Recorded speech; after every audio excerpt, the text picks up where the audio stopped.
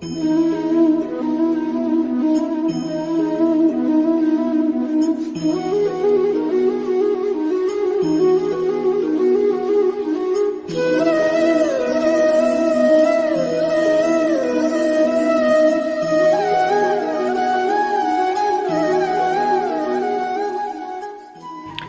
शांति। आइए आज हम जान लेते हैं कि एक सुकोमल सी दिखने वाली कन्या कैसे माँ बन गई। शारीरिक रूप से उन्होंने किसी बच्चे को जन्म नहीं दिया, फिर भी कोई एक 80-90 साल का बुजुर्ग भी उनके सामने आकर उनको माँ बुलाता था।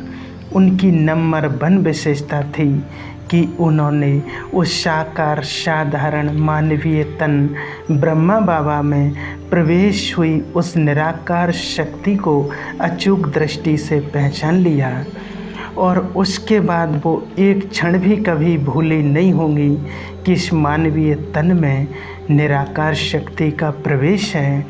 और वो जब भी ब्रह्मा बाबा को देखती तो उन्हें साधारण नज़रों से नहीं, लेकिन उनमें प्रवेश हुई निराकार ज्योति स्वरूप को देखती हुई उनके हर वचन को ऐसे पालन करती थी जो कहते थे हुक्म ही हुक्म चलाए रहा है। एक एक शब्द पर उन्होंने गहराई से अभ्यास करते हुए अपनी मानवीय शरीर को अपने से इतना डिटैच कर दिया जिसको ना वो स्वयं भूल गई कि उनके ऊपर कोई फीमेल का शरीर है। एकदम आत्मिक स्वरूप में स्थित हो गई और आने वालों को भी महसूसता ऐसी आती थी कि वो कोई फीमेल महिला का शरीर नहीं, नारी नहीं, लेकिन एक बहुत ऊंची रूहानी शक्ति माँ बन करके उनको पाल रही है। ऐसी फीलिंग उनकी रूहानियत की शक्ति के कारण आती थी। जिस माँ ने कोई हाव भाव शारीरिक वाला नहीं था, लेकिन उन्होंने अचूक ईश्वर की दृष्टि को परखना, ईश्वरीय वाणी को और ईश्वर के आदेशों को एकदम 100% आज्ञाकारी। और इसके लिए ब्रह्मा बाबा, शिव बाबा ने उनकी अनेकों परीक्षाएं लीं और वो कभी भी एक सेकंड भी इस आज्ञाकारी की एक सेकंड भी चूकी नहीं। जैसे एक सेकंड भी आज्ञाकारी के सब्जेक्ट से कभी चूकी नहीं। जैसे एक बार एक छोटा सा उदाहरण है उनका प्रैक्टिकल जीवन का। एक बार माउंट आबू में हेडक्वार्टर में एक 15-20 भाई बहनों का ग्रुप आया हुआ था। वो बाबा से विदाई लेकर के वहाँ से जाने लगा। वो जा रहे थे और उनको जाता देखते हुए भी ब्रह्मा बाबा ने जगदम्बा सरस्वती, जिनको वो प्यार से बच्ची भी कहते थे, उन्होंने कहा कि जाओ बच्ची इनके लिए हलवा बनाओ। और मम्मा बड़े प्यार से किचन की तरफ हलवा बनाने के लिए चली गई और मम्मा किचन में गई और वो ग्रुप वहाँ से विदाई लेकर के चला गया। कितने भाई बहने किचन में जा कर के पहुँचे और मम्मा को संदेश सुनाने लगे, मम्मा वो पार्टी चली गई, आप हलवा ना बनाइए। मम्मा ने जवाब दिया, मुझे तो बाबा ने बनाने को बोला है। एक आया, दूसरा आया, तीसरा आया, परंतु मम्मा हलवा बनाती रहीं। बाबा भी पहुँचे तो बाबा ने कहा कि हाँ बच्ची, कितनी देर है हलवा बनने में। तो मम्मा ने ज़रा भी ये जाहिर नहीं किया कि जिस पार्टी को देने के लिए आपने हलवा बनाने को कहा था, मैंने तो सुना है वो पार्टी चली गई है, ऐसा भी जाहिर नहीं किया। हलवा बन गया। बाबा ने कहा डब्बे में डाल दो, डाल दिया। थैले में डाल दो, डाल दिया। बाबा ने एक भाई को हलवा के डब्बा पकड़ाया और जाओ बस स्टैंड पर उन भाइयों को हलवा दे करके आओ। और भाई ने बस स्टैंड पर जा कर के देखा कि बस अभी चली नहीं थी। और उनको मातेश्वरी जी के हाथ से बना हुआ वो पवित्र हलवा प्रसाद प्राप्त हुआ। वो इतने रोमांचित हुए, सबकी आँखों से आंसू आ गए, सबकी आंखें आंसुओं से भर गईं। तो ये तो एक बहुत छोटा सा उदाहरण है, लेकिन हर दिनचर्या में सेकंड सेकंड मातेश्वरी जी बाबा की आज्ञाओं को ऐसे पालन किया करती थीं, इसलिए वो ज्ञान की देवी सरस्वती कहलाईं। ऐसे ही नहीं कि वो सिर्फ डॉक्टरी जानती थी, इंजीनियरिंग जानती थी, मेडिकल भी जानती थी, सब कुछ जानने वाली थी। सब कुछ जानने वाली को ज्ञान की देवी नहीं कहा जाता है।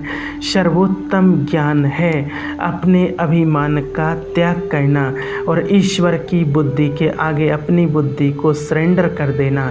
इसमें वो नंबर 1 चली गई, इसलिए वो जगदम्बा सरस्वती कहलाईं।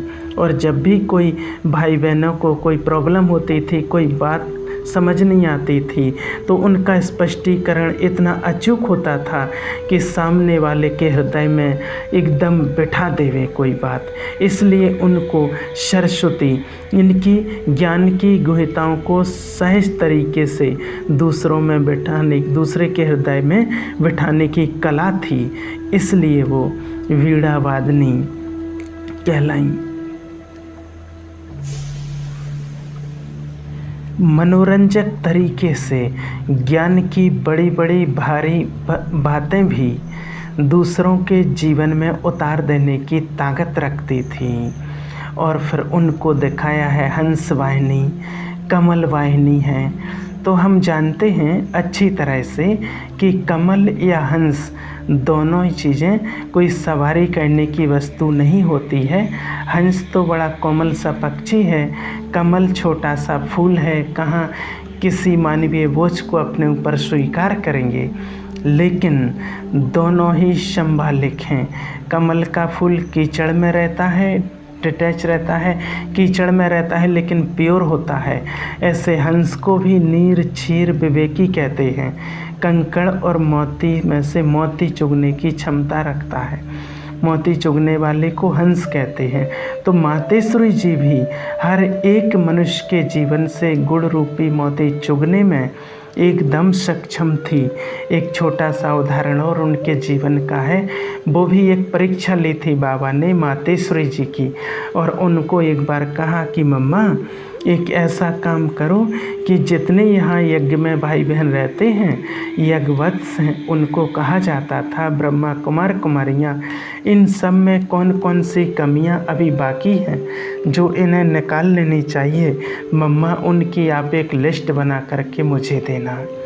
और मम्मा की हमेशा की आदत थी, बाबा जो कहे मम्मा कहे जी बाबा, जी बाबा, और कहने लग जाती थी, क्वेश्चन नहीं करती थी। परंतु मम्मा की एक दूसरी स्पेशल विशेषता थी कि मम्मा कभी किसी का अवगुण वर्णन नहीं करती थी। वो हमेशा सबके गुण देखती थी, उस अनुसार उनको चलाती थी।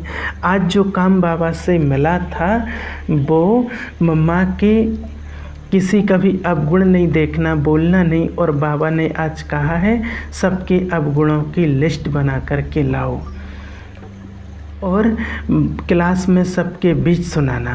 तो बहुतों ने सुना कि बाबा ने मम्मा को ऐसा बोला, और सब इंतज़ार में थे कि देखें अब मम्मा क्या करती है, क्योंकि वो पब्लिकली तो किसी के अवगुण बोल ही नहीं सकती हैं।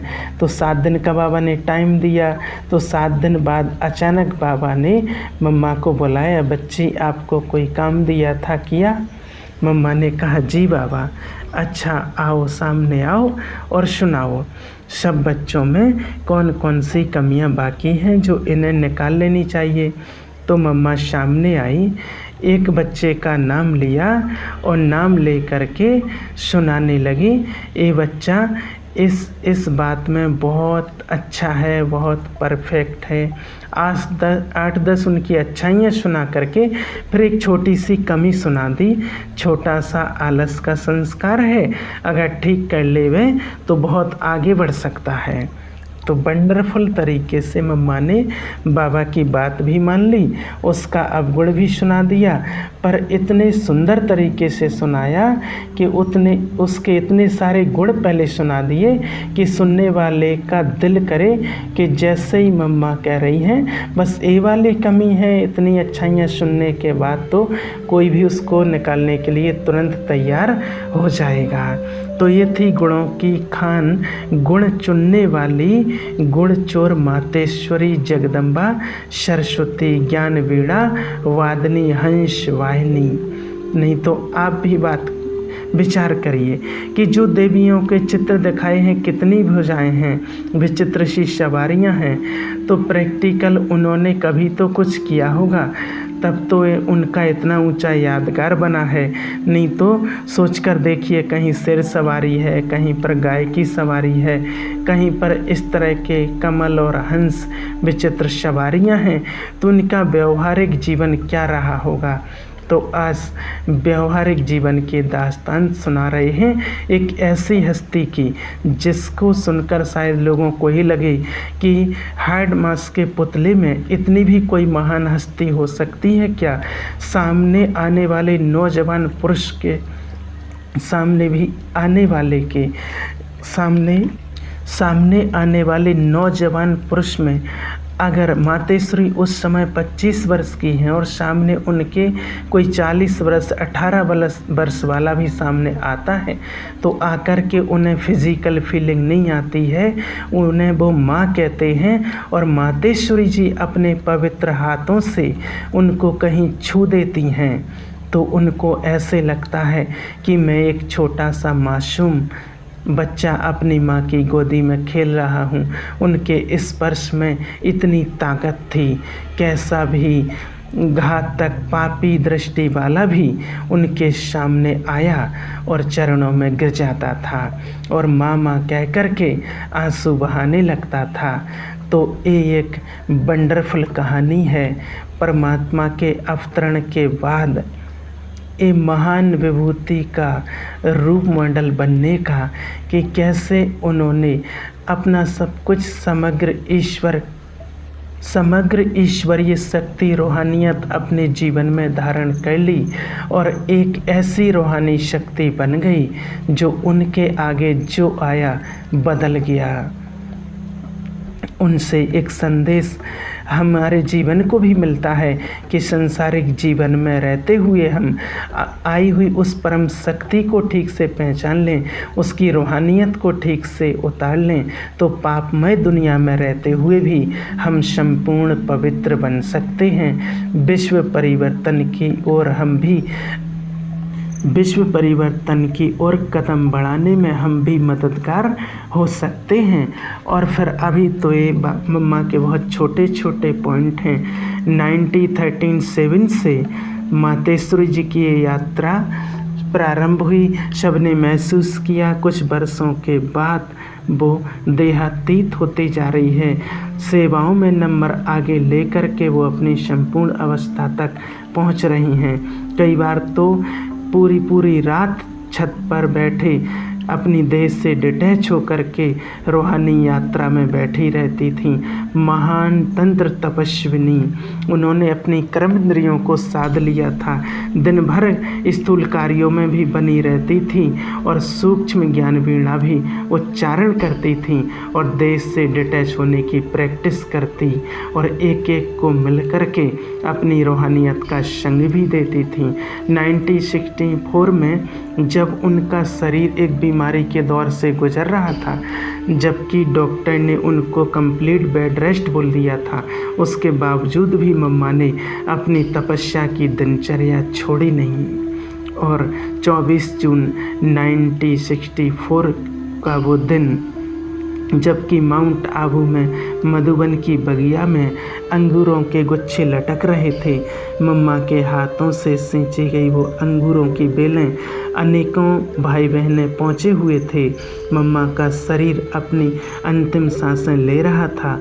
उस समय भी मातेश्वरी जी अपनी पावरफुल रूहानी दृष्टि से देह से डिटैच होते एक एक भाई बहन को, यज्ञवत्स को अपने हाथों से वो अंगूरों का प्रसाद टोली देती रहीं और उनको दृष्टि से रूहानियत की आकाश की ओर ले जाती रहीं। और ऐसे एक एक को नज़रों से रूहानी ताकत देता हुआ वो पंछी देहातीत हो गया, देह छोड़ करके देह से उड़ गया। हम ये नहीं कहेंगे कि आज भी मातेश्वरी नहीं है, ये वही दुर्गा हैं, वही काली हैं, वही वैष्णवी हैं, वही सरस्वती, वही अम्बा हैं, जो आज भी प्रकाश के शरीर से दिव्य संपन्न संपूर्ण स्वरूप से न सिर्फ प्रजापिता ब्रह्मा कुमारी ईश्वरीय विश्वविद्यालय को आज भी संभाल रही हैं।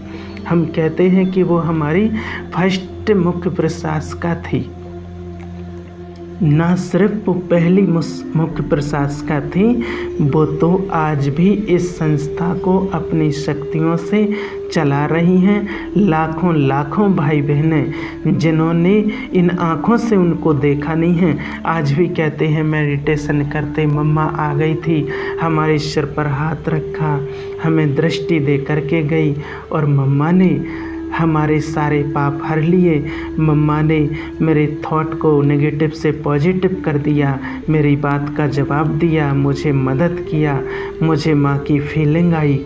कई ऐसे भाई बहन आते हैं जिनको अपनी शारीरिक माँ नहीं होती है, लेकिन मम्मा की फ़ोटो को देखते ही मेडिटेशन में उनकी फीलिंग को लेते हैं और कहते हैं कि हमें तो माँ मिल गई, हमें तो माँ मिल गई। बेशक मंदिरों में उनकी मूर्तियाँ सजे धजे रूप में पूजी जा रही हैं, जो लाल साड़ी के रूप में, मुकुट के रूप में सजी हुई है, लेकिन वो तो गुणों की मूर्त थी, गुणों से सजी हुई थी, वो तो सादगी मूर्त थी और उनको इन श्रृंगार के रूप में दिखाया गया है, शक्तियों को हथियारों के रूप में दिखाया गया है। उन्होंने सब समस्याओं का समाधान किया, इसलिए सिर के ऊपर बैठा दिखा दिया। सचमुच समस्याओं के सिर के ऊपर वो जगदम्बा बैठी थी और आज भी वो है हमारे बीच प्रकाश के शरीर में फरिश्ता स्वरूप, जो अभी दिल से आज भी याद करता है, माँ मेरी मीठी माँ आओ मुझसे मिल कर के जाओ। आज भी वो मिलन मना रही है, सिर्फ ज़रूरत है एक रूहानी पवित्र रूहानी संकल्प की, तो उस पवित्र माँ की गोद का अनुभव आज भी किया जा सकता है। अच्छा, ओम शांति।